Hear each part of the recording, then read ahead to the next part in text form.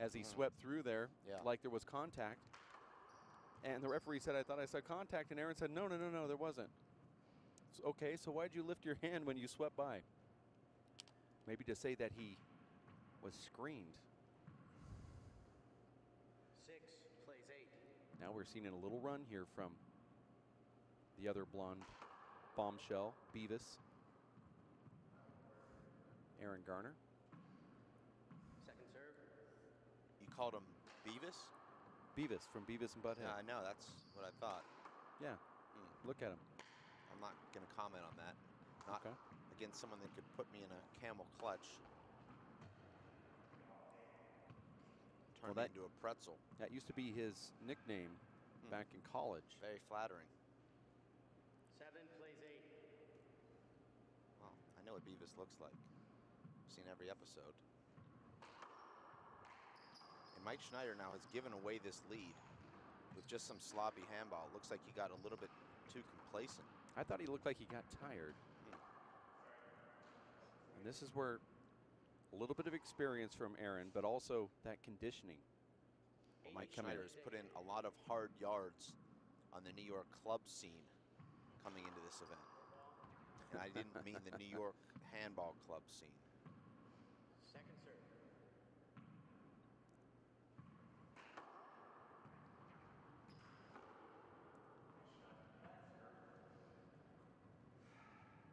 I believe, Dave, for a top player, Aaron's got one of the worst serves.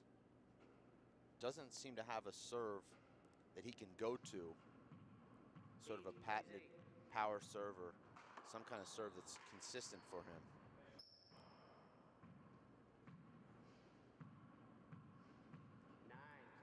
Aaron lives, Dave, in Portland, Oregon. He works as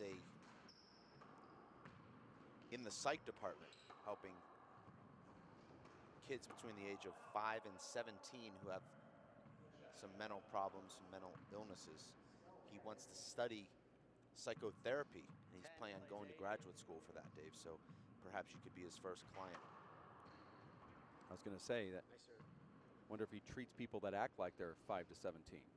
11 plays 8. 11 serves 8. Mike Schneider trying to get to that 15th point so they can take a 3-minute break. And there's a squelcher off that left side wall from Garner. Mike Schneider with a quick 3-point run there, ended by that crack out by Aaron Garner. Aaron hits a nice natural into that right side, left side wall. One of my pet peeves is when a player is moving when they get hit by the ball. Now, I know that you have a different interpretation of what an avoidable is, Dave, but as a player, when you are going for a shot and your opponent is actually sweeping across the floor and they get hit by the ball, I think that should be an automatic avoidable because you should have your feet planted. I'm not saying necessarily change the rules, but if a player is streaking across the floor and they get hit by the ball, it's kind of frustrating because they show you a shot and then they take it away from you by running across in front of you, and then you hit him and the referee said, well, I gave you a straight line to the front and he wasn't standing straight. I go, yeah, but I was shooting it to the right because he was standing to the left. But he ran over into my shot. Well, I think what you're saying is you were shown the shot and then it was taken away from you. Right. Well, that isn't avoidable. Well, we just saw one just a second ago. When Aaron was sweeping across Mike and got hit, Mike looked back at the referee, and the referee didn't call it. Well, you might be right. To me, it looked like Aaron was a little bit to Mike's right. But that's my point. It doesn't matter how far you are out of the way. If you're moving across, you should. If you're going to give him the shot, you have to stop. That's what I'm saying. And you have to stop where you're not in a straight line. No, I agree with you. I don't think that happened exactly on that play, but it might have. Kind of over it. Well, you're not in a good mood today. Well, why would I be?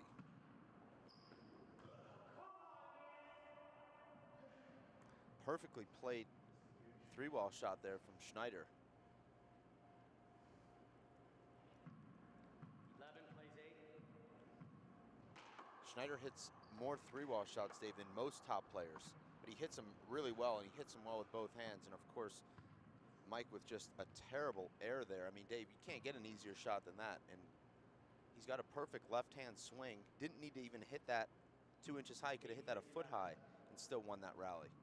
I think he was congested a little bit there with Aaron, who didn't give him any room whatsoever. And after the shot, he looked down at Aaron like, you know, back off a little bit. And Celesto, the referee, isn't going to call that because he plays that way too. Oh, amazing shot from Mike. And you see how Mike just pounced on that Aaron Garner Z serve. He put Aaron off balance. Aaron had to flip the ball back into play, and Mike had an easy setup. So that's what I would call first strike return handball, Dave, where you attack the serve, get a setup, and then kill the next shot. So that's, Dave, you can put that in your lexicon. I know that you like to keep track. That's the first strike return. Okay.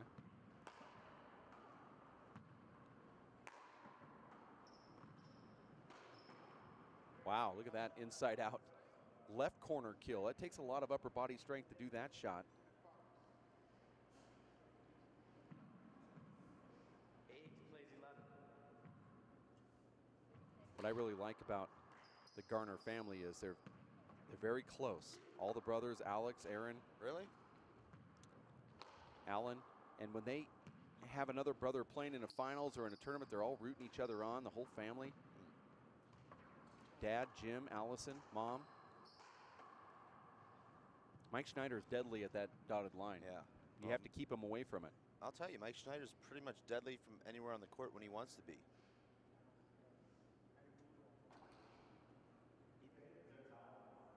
Mike Schneider, I believe they fined again today for this shirt. And that brings him to a total of $105 thus far in the week. No. Yeah, that's frustrating for him. Yeah. But not for us. Well, we certainly want players to prosper as much as they can. I mean, at the same time, we benefit from it, but, you know, I want to see players, Dave, reach their maximum financial potential. Being the pro player rep and all. You're watching the race for 8. This is the men's round of 16. Mike, here, I'll take that. No? Okay. Oh, I got one. Never mind. Mike Schneider versus Aaron Garner. Mike from New York, Aaron originally from Texas, now in Oregon. Okay, players.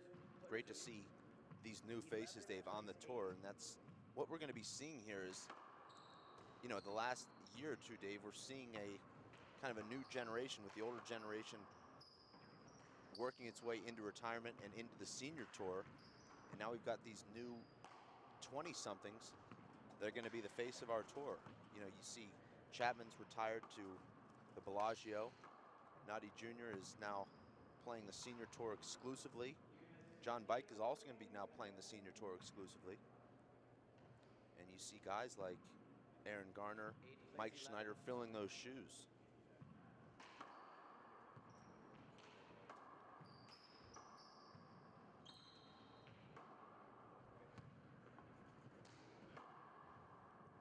Nice shot right there from Aaron. Have you, since Aaron qualified, have you had a chance to play him yet? Plays 11. No, I have not, but we have played 3 times over the last 4 years. I have a lot of respect for his game. And I knew that he would qualify if he gave himself the opportunities.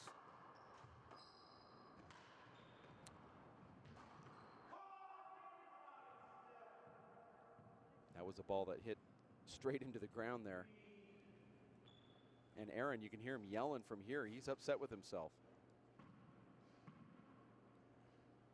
11 plays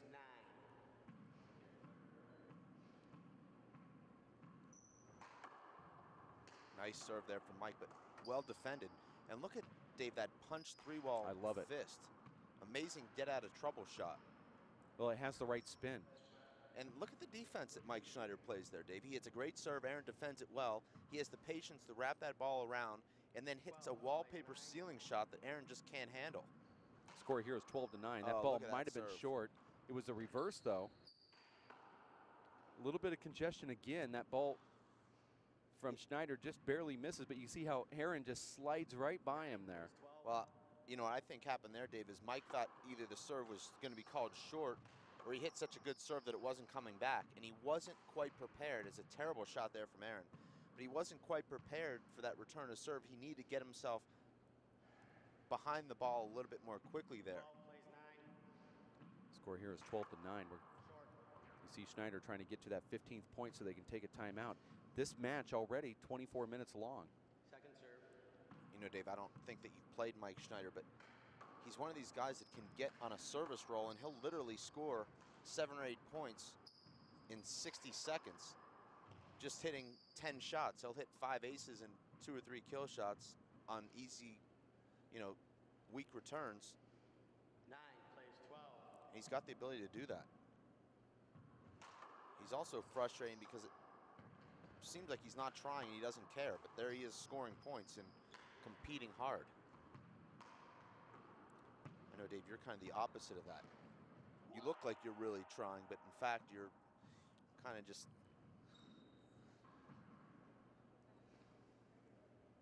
Finish your sentence.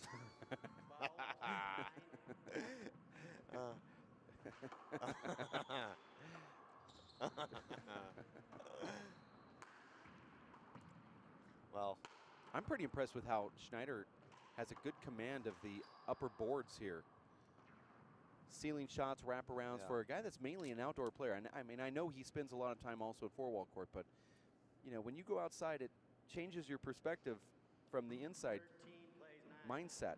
And I'm pretty impressed with how he seems to have a pretty good command with his defensive shots. Well, don't forget, he also plays a lot of big ball. Oh, it was a nice kill shot right there from Aaron. 9 plays 13. Important stretch here in this match. We'll call it a hinder ball. It was up. Oh, He was right behind you. You couldn't see it. referee called a hinder ball. I on actually that. like that call. I think it was up just enough where Mike never saw it, and even if he did see it, he would have run straight into Aaron. I think you give Mike the benefit of the doubt there because it didn't crack out and stay down. It kind of crotched and came straight back to Aaron, right on the same line he was standing, and that's a very good Z serve.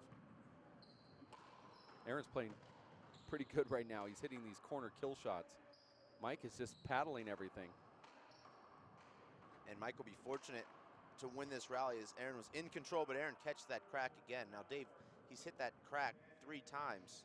Mike is winded. He's going to have to call a timeout. Well, Dave, that was the longest rally of the match at 27 shots, and there was a lot of lateral movement there.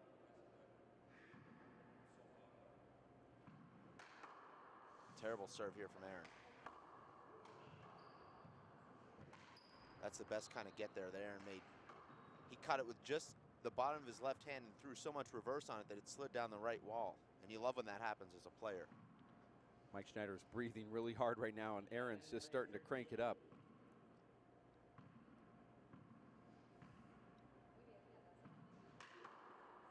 That's a great serve. And here's a big setup. Let's see if he shoots it. I think if you're Aaron, you have to be happy with that swing that he just made. He made good contact, and he was aggressive with his left hand. He didn't try and just scoop that ball back to the right.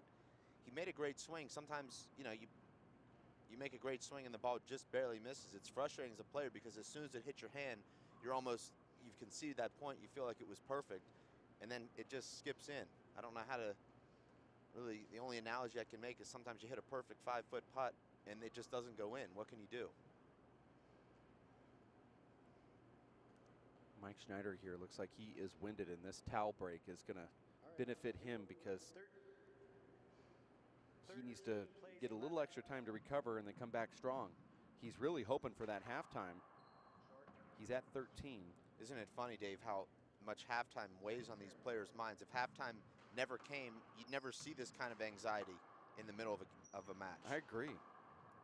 And even if halftime was at, say, 18 points or 12 points, you'd be seeing it then instead of when a guy gets 13 or 14. It's just funny how psychologically it changes everything. It's so true. And for those that haven't played in this format, the whole match, you feel like you're in a tiebreaker. 11 plays 13. Something about the intensity.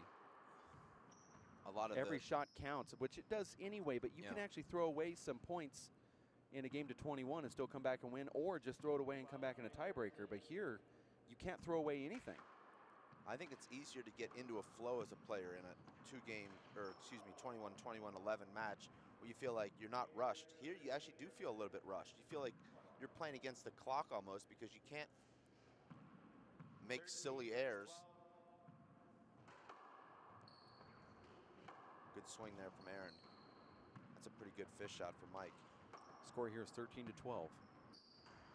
Mike turns around with the right there. He normally goes with the left, Yeah. Dave. Terrible error there for Mike, and that was a tired error. As he didn't come to that ball, he let that ball come to him. He was just completely off balance.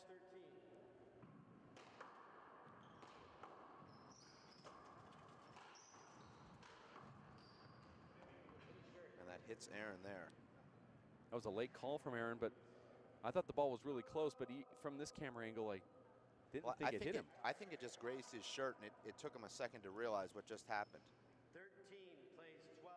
I think Mike thought that ball would come off the back wall and just sort of died, and I think Aaron looked back there and said, that ball hit me. Not a good swing there from Mike. And now all of a sudden, Mike's left looks a little bit suspect off the back wall.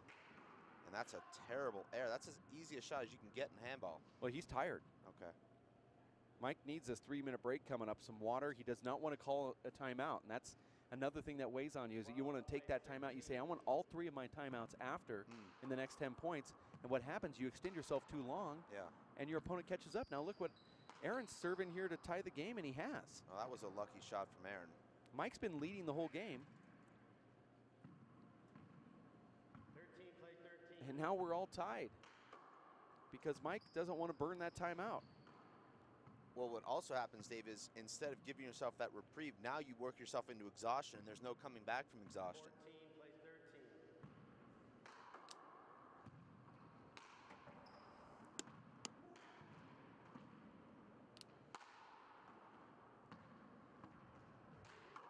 And Aaron is not tired at all right now, Davis.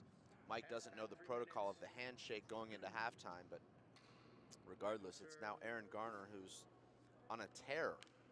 Was at one time trailing 11-8 and then 13-9, and he's come back, roared back, and scored 6 consecutive points to take the lead and the momentum going into halftime. We're going to take a quick timeout. We'll be back in 3 minutes. Stay here for more Race for 8 coverage.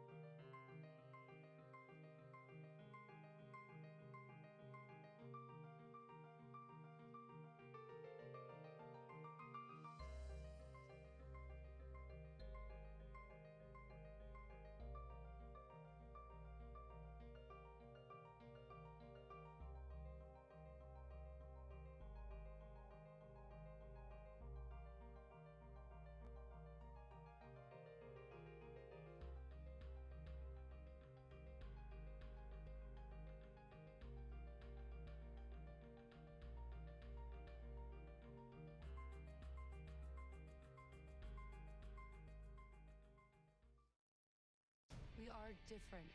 Society should aspire to be more like us. Be part of the first class. Get energized. Get outside. Hold on, guys. It's gonna get bumpy. And get moving.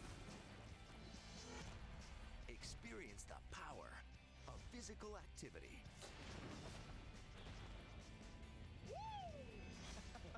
Join the movement at ActionHeroAlliance.com. So, what's it gonna be? We could ride bikes, skating, movies, zoo, whatever you guys want to do.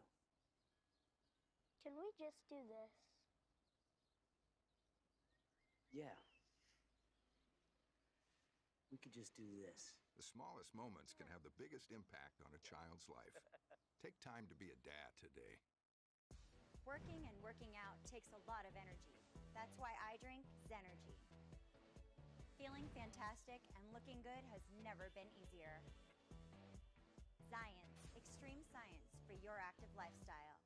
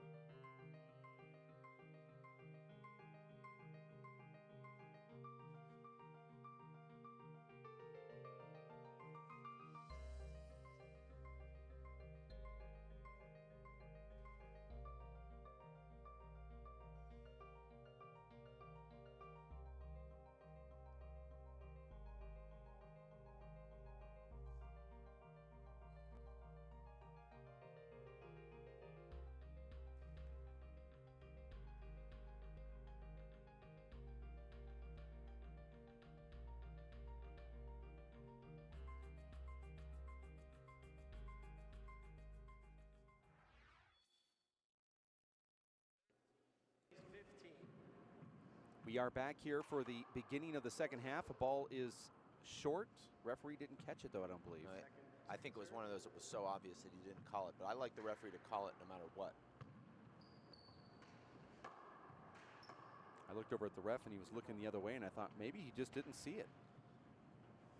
And there's a side out. I think that side out is much needed here for Anthony Celesto, for Mike Schneider. Well, that looked like the Mike Schneider that started this match.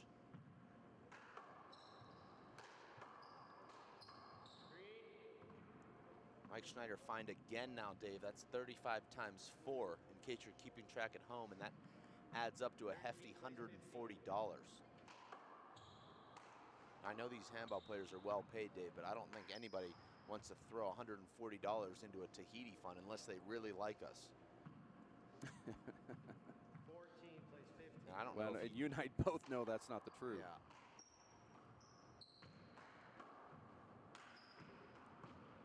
And that's a great shot. Just a terrible feeling, Dave, when you know that ball's dropping into that left corner and there's nothing you can do with it. Yeah, if you try to take it off the back wall, you tell yourself in your mind immediately you can't do it. So you've already put yourself in a deficit by saying you can't, and then you try to go back there and get a ball that you can't get. I'd like to see Mike Schneider fly killing more. Both these guys, really. They're getting a lot of opportunities, particularly with the ball hanging on the front wall, sidewall, and there was a terrible bounce. And Aaron, you saw him just adjust to it, though, right away, Dave. He didn't think twice about it. He just went behind the back. He almost made it. I love that, though, those instincts. Cat-like.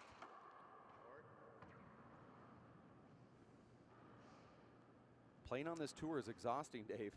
These guys are feeling it. They come in here and they play a couple rounds and they feel pretty good, but then they get in there for the fight and find out, wow, you have to do more conditioning than just practice matches every 3 or 4 days. You have to do something a little bit more to withstand the pressure, because everybody's coming at you as hard as they can.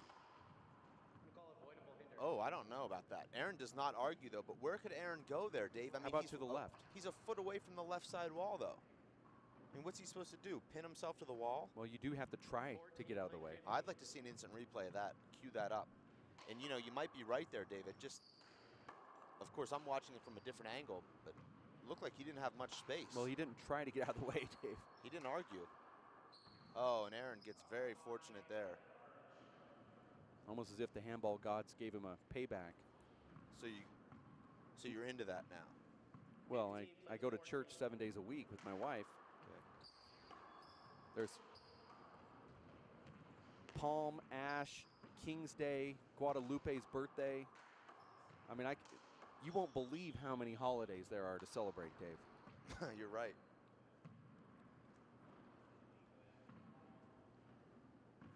I didn't even know who Guadalupe was. But now it's part of my lifestyle. And look at that little shot right there from Mike Schneider. That's, if you were going to hold a contest, that would be very hard to do. Put a can in the corner and try to hit it.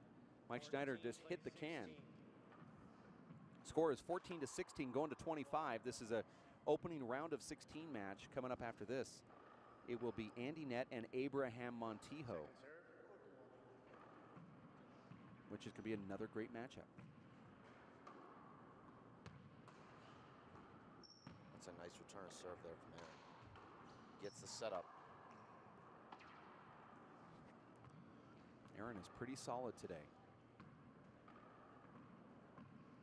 16 plays 14. He's got a quiet calm about him in there. He just looks like 16-14. he knows that he's got the game to win this match if he executes. He's not pressing.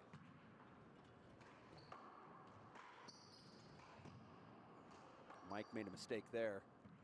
Pushed it right back, and you see that Mike is just exhausted. I'm going to give him a point. Yeah, that was the right call. I don't know why it's even in question. What was who's lobbying for what here? 17 plays 14. Score here is 17-14 with Aaron Garner in the lead. Mike Schneider came out playing like an Elite 8 player here to start this match, but has since made shots like that, just kind of lazy left-handed shots. That's a nice corner kill there from Aaron Garner.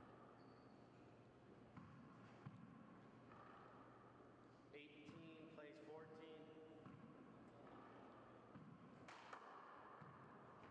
Perfect serve.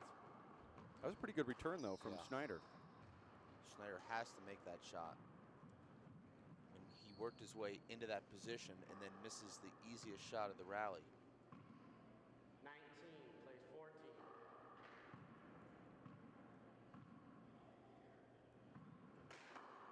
And Aaron now starting to locate that Z serve, and Mike hits that skinny V. I don't think he was going for that shot, but you know, Aaron's one of these guys that does not flip the ball into the back wall. He actually tries to hit it around his body in a with a three-wall shot.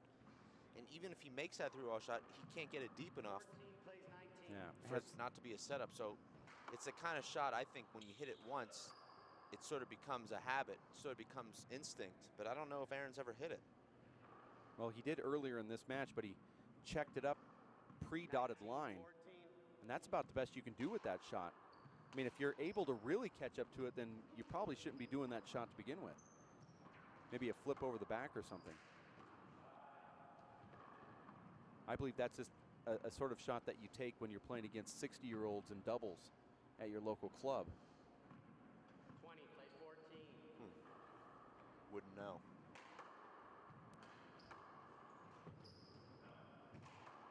Aaron calls 2 bounces on himself, and I don't think that was 2 bounces. Well, sometimes you like to call 2 bounces when you've given such a huge setup and you're on the ground that you don't even want to give your opponent the satisfaction of just blasting the ball right at you. Okay. Yeah. Figured you knew that. Guess I'm here not only announcing but teaching. Yeah.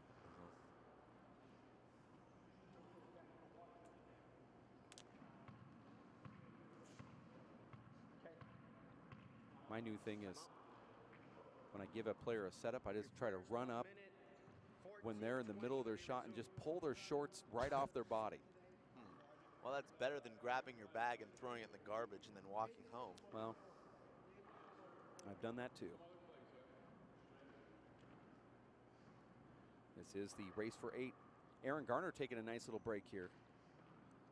I guess, though, nothing beats grabbing your bag in the middle of a match and getting in the elevator and still getting the win. Well, normally when you grab your bag and you're off the court, it signals a loss, but not necessarily, as I found out yesterday. Well, nobody at home knows what you're talking about, but I do, and I will say this. Well, I don't know. You're saying they don't read the articles? I mean, well, I left my bag at the court, and then I had to text my wife and tell her to go get it because I was afraid to go back to that area. So she was the only one in the club to know where I was sitting. Yeah. So I will admit that. How did I get my cell phone? I ran up to the booth, got my cell phone. Mike Schneider has 14. Second serve. I see, Dave, you're checking out the WPH Live homepage.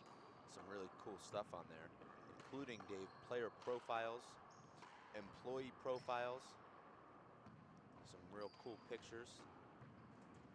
Aaron has a nice setup right there, and Mike Schneider just looked dead, Dave.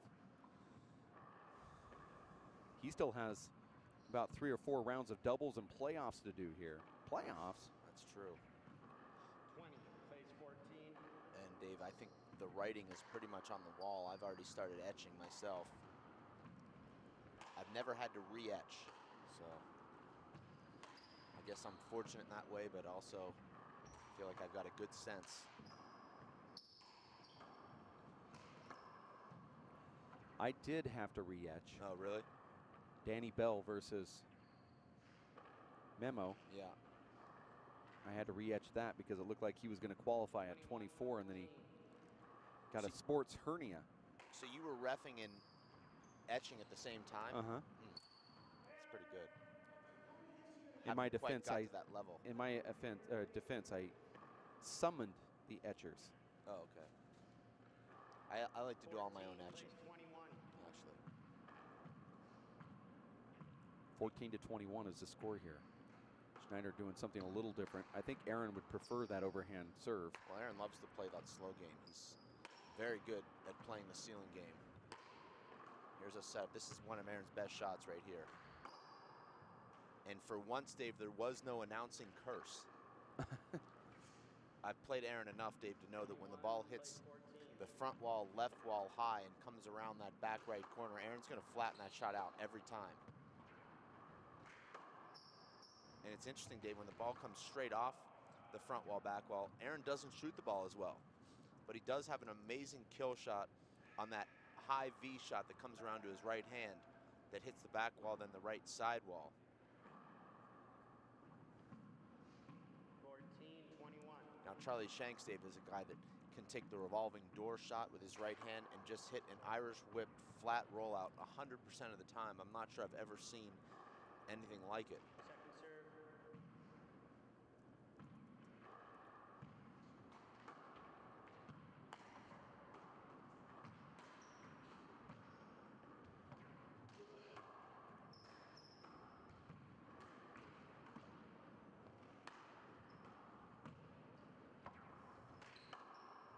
Screen ball.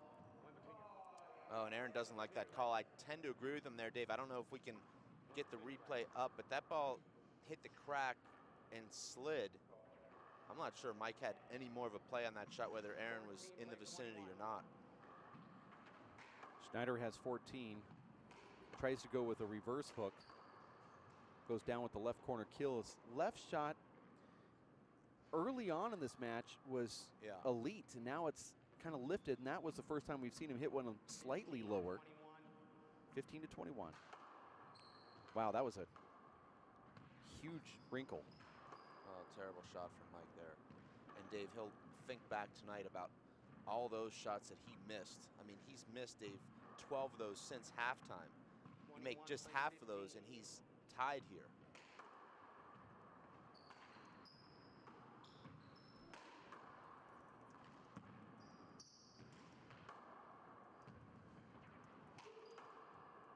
And Mike just whiffs that ball, and Dave, at this point, I'm going to have to sign off. I have some other responsibilities as the YDDD, taking care of some of my tournament responsibilities that include meeting and greeting some of the sponsors here. Okay. Some of the players. Well, you hurry back now because you're needed here as well. It's always nice having you in the studio, Dave. It's nice being had. Well, we'll talk to you soon. The score is 23-15. As Aaron Garner takes these last few shots here to try to get that 25th point as we say goodbye to Dave Fink for the next 30 minutes or so. He has sponsor meetings and donor relations. As we get ready for Abraham Montijo and Andy Nett at the top of the hour.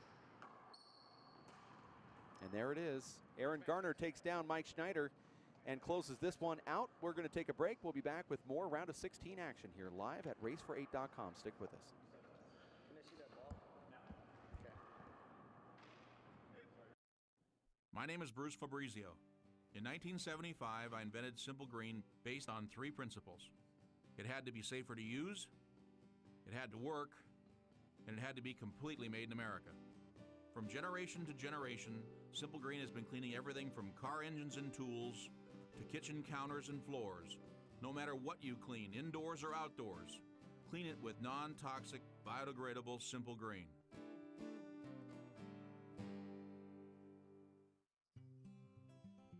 NFC, AFC, offensive linemen, defensive tackles, quarterbacks, and cornerbacks are all living united to ensure the academic success of millions of kids in our communities all the way to graduation day. But that won't happen without you. So take the pledge at unitedway.org. Make a difference in the life of a child. Suit up like your favorite NFL players and become a volunteer reader, tutor, or mentor with United Way. It's Timothy Green's first day at school. What's in there? He's about to fall anything over. he might need. There's a box of tissues on the bottom and some Band-Aids. There's a whole first aid kit, actually. Mom, I can handle it from here. You don't have to be perfect Have a great day. That's too much pressure. Have the day you have. to be a perfect parent. There are two people in the world who want you more than anything. They'll make some mistakes, but they will love you more than you can ever imagine. There are thousands of children in foster care who will take you just as you are.